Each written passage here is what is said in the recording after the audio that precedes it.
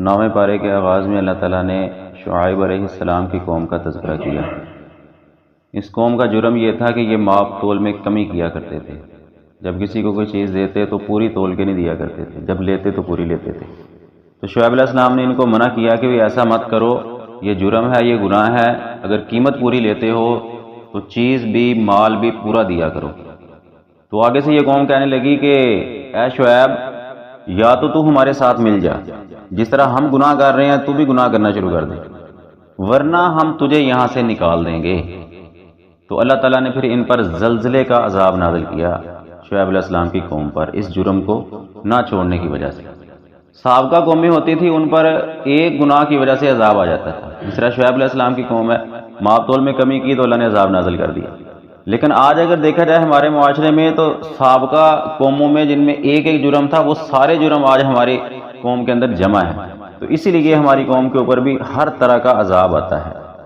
شعیب علیہ السلام کی قوم نے کہا تھا کہ ہمارے ساتھ مل جاؤ، جیسے ہم ہیں ویسے بن جاؤ۔ اگر تھوڑا سا غور کریں تو ہمارے معاشرے کے اندر بھی کچھ طبقے ایسے ہیں، بعض مساجد کے اندر کچھ لوگوں کا رویہ یہ ہوتا ہے، وہ امام مسجد کے کہتے ہیں، اگر کسی نے مسئلہ کر دیا، کسی امام نے کسی خطیب نے مسئلہ کر دیا اور وہ مسئلہ نکل آیا کسی کے خلاف، تو وہ وہاں سے کھڑا ہو جاتا ہے، مولانا صاحب یہ مسئلہ آپ نے ایسے کیا، یہ تو مطلب اس میں خامی ہے، جرم ہے، تو یہ آپ نے ہمارے خلاف مسئلہ کر دیا۔ یہ نہیں ہے کہ مسئلہ دین کے مطابق ہے، میں اپنے آپ کو بدلوں، دین کے اوپر لے کے آؤں، نہیں، تم نے میرے خلاف مسئلہ کر دیا۔ تو بھئی اپنے آپ کو دین کے مطابق انسان کو کرنا چاہیے، ورنہ یہ سابقہ قوموں کا جرم تھا کہ وہ انبیاء کو کہا کرتے تھے کہ تم ہمارے ساتھ مل جاؤ ورنہ ہم تمہیں نکال دیں گے۔ اور آج ہمارے معاشرے میں بھی کچھ لوگوں کا یہ رویہ ہے کہ امام کو کہتے ہیں کہ مسئلے ہمارے مطابق کرو، اگر ہمارے مطابق مسئلے نہ ہوئے تو ہم تمہیں مسجد سے نکال دیں گے۔ تو یہ سابقہ قوموں کا جرم تھا جو آج ہماری قوم کے اندر بھی پایا جاتا ہے۔ فرعون کو اللہ تعالیٰ نے جو عذاب اس پہ نازل کیا اس کی قوم کے اوپر، ان کا تذکرہ کیا۔ ایک تو ان پر طوفان آیا، پھر ٹڈی کا عذاب اللہ نے ان پر بھیجا، ایک لشکر آتا ہے، پورا چھوٹا سا پرندہ ہوتا ہے، چڑیا سے چھوٹا، سبزہ سارا کھا جاتا ہے، یہ ان پر بھیجا۔ پھر ایک عذاب ان پر آیا تھا کہ مینڈک کا عذاب، وہ برتن میں کوئی چیز رکھتے تھے، جب اس کا ڈھکن اتارتے تو اندر مینڈک موجود ہوتا تھا، حالانکہ داخل کرتے نہیں تھے، کہیں سے داخل ہونے کا راستہ نہیں تھا، اللہ کی طرف سے اس پر مینڈک آ جاتے تھے۔ پھر خون کا عذاب ان پر آیا تھا کہ مشروب پڑا ہوتا تھا، دودھ پانی کوئی بھی چیز پڑا ہوتا تھا، جب پینے لگتے تو اللہ اس کو خون بنا دیتا تھا۔ یہ فرعون کی قوم پر یہ عذاب اللہ تعالیٰ نے نازل کیے تھے۔ ہفتے کے دن بنی اسرائیل کو مچھلی سے منع کر دیا کہ مچھلی کا شکار نہیں کرنا، وہ سارا اللہ نے یہاں بیان کیا۔ ہر قوم کے اندر ایک دن عظیم گزرا ہے۔ یہودیوں کے اندر موسیٰ علیہ السلام کی قوم کے اندر ہفتے کا دن تھا، عیسائیوں کے اندر اتوار کا دن تھا، اور ان کے لیے یہ حکم تھا کہ یہ پورا دن آپ نے تجارت نہیں کرنی، کوئی اور کام نہیں کرنا، اللہ کی عبادت کرنی ہے۔ اور ہمارے لیے امت محمدیہ کے لیے جمعے کا دن عظیم ترین دن قرار دیا گیا، اور اس امت کے لیے اتنی رخصت رکھ دی گئی، کہا کہ جمعے سے پہلے بھی اللہ کی تجارت کرو، جو مرضی کرو، اور جمعے کے بعد بھی زمین میں چلو پھرو، اللہ کی تجارت کرو، اللہ کے ساتھ اپنے دنیا کے معاملات طے کرو، لیکن صرف جمعے کا ٹائم، جو جمعے کا ٹائم ہے زوال کے بعد، جو جمعے کی اذان ہونی ہے اس سے پہلے مسجد میں آ جاؤ اور جمعہ پڑھ کے پھر چلے جاؤ، یہ اتنا ٹائم صرف مخصوص کر دیا۔ اور ہم یہ ہیں کہ ہم دیکھ لیں جمعے کے دن بھی ٹائم پر مسجد سے نہیں آ سکتے۔ کہا کہ جو پہلے ٹائم میں آئے گا اونٹ کی قربانی، گائے کی قربانی، بکرے کی قربانی، مرغی کی قربانی، انڈے کی قربانی۔ کہا کہ جب امام خطبہ شروع کر دیتا ہے اور مسجد کے گیٹ پر کھڑے فرشتے جو نام لکھ رہے ہوتے ہیں وہ رجسٹر بند کر کے بیٹھ جاتے ہیں، پھر خطبہ سنتے ہیں، اس کے بعد آنے والوں کا کسی فضیلت میں نام نہیں آتا۔ تو مطلب جو اذان کے بعد آتے ہیں وہ ایک انڈے کی قربانی بھی نہیں لے سکتے۔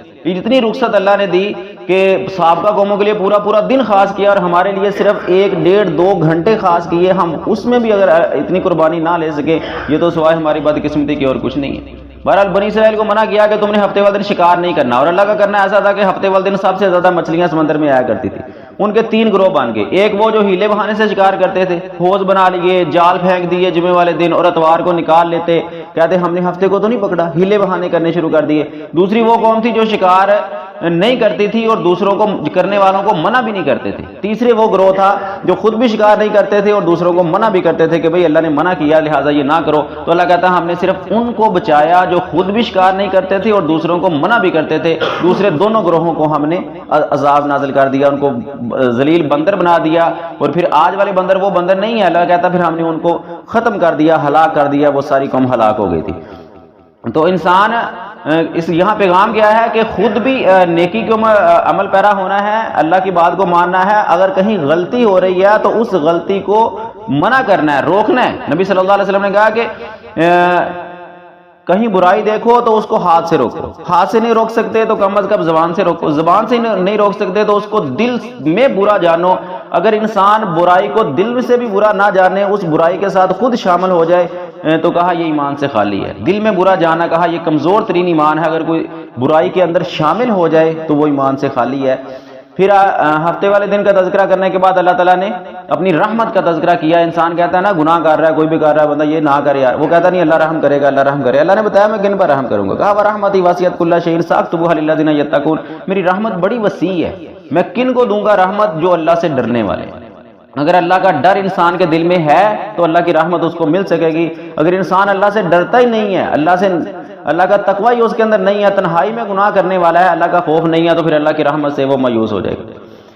اللہ سے جو عہد لیا تھا اللہ تعالیٰ نے اس کا تذکرہ کیا۔ جب آدم علیہ السلام کو بنایا تو آدم علیہ السلام کی پشت سے جتنی انسانیت آنی تھی قیامت تک سب کو پیدا کر دیا تھا، نکال دیا تھا۔ پھر سب سے اللہ نے ایک وعدہ لیا تھا، الستُ بربکم، سب نے کہا تھا بلا، کیوں نہیں؟ اللہ نے پوچھا کیا میں تمہارا رب نہیں ہوں؟ سب نے کہا ہاں تو ہی رب ہے، جس کی وضاحت نبی صلی اللہ علیہ وسلم نے کی تھی، جامع ترمذی کی حدیث ہے کہ کل مولود یولد علی فطرت الاسلام، ہر بچہ فطرت اسلام پر پیدا ہوتا ہے۔ پھر اس کے والدین اس کو یہودی، نصرانی، عیسائی بنا دیتے ہیں۔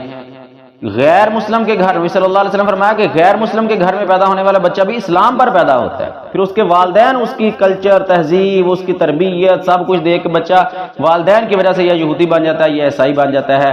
تو یہ ہے وہ عہد جو اللہ نے ہم سے لیا تھا کہ کیا تمہارا رب نہیں ہے؟ اور ہر کسی کو پتا ہے کہ ہمارا رب اللہ ہے۔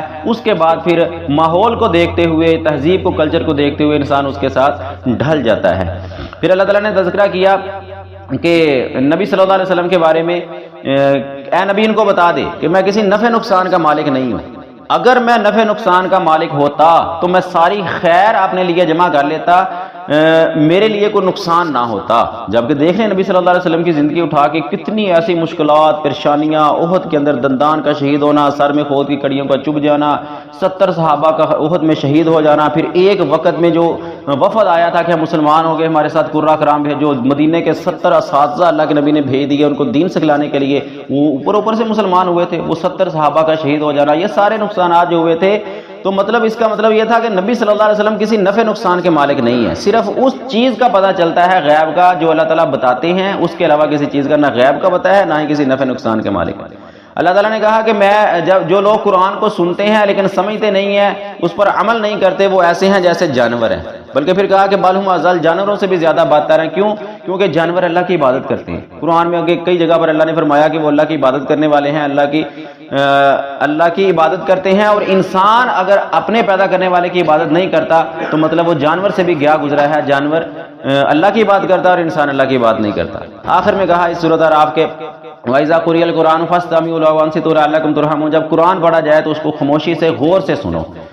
یہاں سے بعض لوگ کہتے ہیں کہ دیکھو قرآن کو غور سے سننے کا حکم دیا گیا تو نماز کے اندر بھی جب قرآن پڑھا جاتا ہے تو غور سے سننا ہے، سورۃ الفاتحہ بھی نہیں پڑھنی۔ یہ بات غلط ہے، صحیح بخاری صحیح مسلم کی حدیث ہے، سورۃ الفاتحہ میں بیان کی گئی تھی کہ نبی صلی اللہ علیہ وسلم نے فرمایا کہ اس بندے کی نماز ہی نہیں ہے جو نماز میں سورۃ الفاتحہ نہیں پڑھتا۔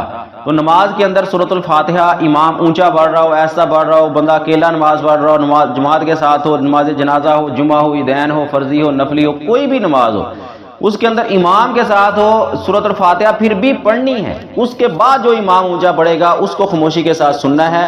اگر سورۃ الفاتحہ نہ پڑھی تو نماز نہیں ہوگی۔ اس کے علاوہ جب بھی جہاں بھی قرآن پڑھا جائے اس کو خاموشی کے ساتھ سننے کا حکم دیا گیا۔ اللہ تعالیٰ سمجھ کر عمل کرنے کی توفیق عطا فرمائے۔ وما علیہ البلاغ۔